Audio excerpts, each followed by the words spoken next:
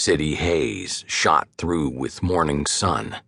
Buildings raised, buildings rising, dust drifting off the dirt streets drying in the morning air. Clank of carts on cobblestones, barrels unloaded, the men shouting, the mist burning off the river.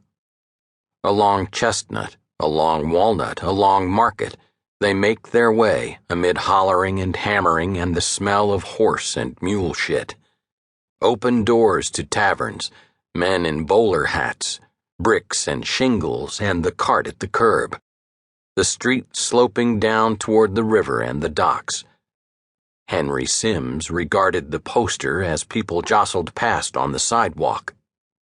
$200 reward. Ran away from the subscriber at the Tides, Fairhope, Virginia.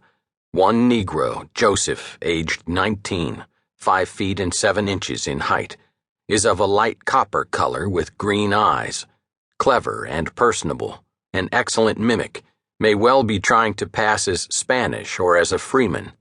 Very proficient performer on the banjar, had on when last seen rough brown trousers, white dress shirt, a blue jacket and pair of new hunting boots belonging to the undersigned. Likely headed for Cincinnati, Boston, Philadelphia, or New York. A reward of $200 will be given upon his delivery to his rightful owner, James Stevens, The Tides, Fairhope, Virginia. In the upper right-hand corner, the silhouetted runaway, the shouldered stick with the bundle on the end, the frightened, caricatured black face. Not much of a likeness, he thought. In the distance, the river steaming and shivering in the light morning breeze. 3 months earlier, Henry, born Joseph, had noticed a version of the same poster offering $150. He was apparently rising in his former master's esteem.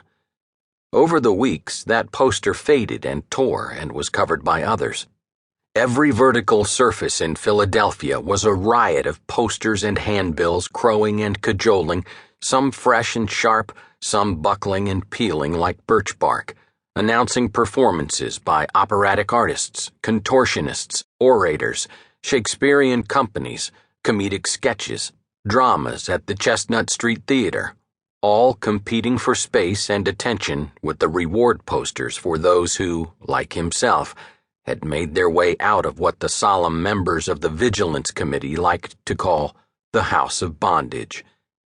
He turned his attention to a larger poster adjacent.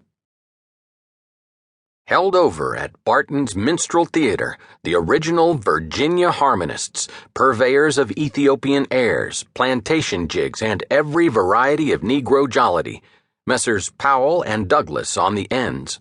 Unrivaled hilarity. Mr. Mulligan will perform his specialty, Fire Down Below. Nightly, performances commence at 7 o'clock, punctually.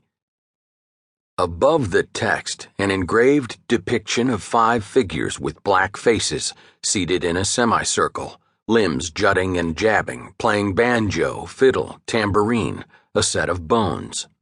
The troupes, in which white men blackened their faces with burnt cork and sang and played like Negroes, were beyond number and popular beyond measure. The Virginia minstrels, the Sable harmonists, the Christie minstrels, Sandford's minstrels, the Ethiopian serenaders, plantation melodies, African extempore, essence of old Virginia, Zip Coon, Jim Crow, Take Me Back to Dixie's Land. No, Henry thought, take me not back to Dixie's Land. You can have Dixie's Land.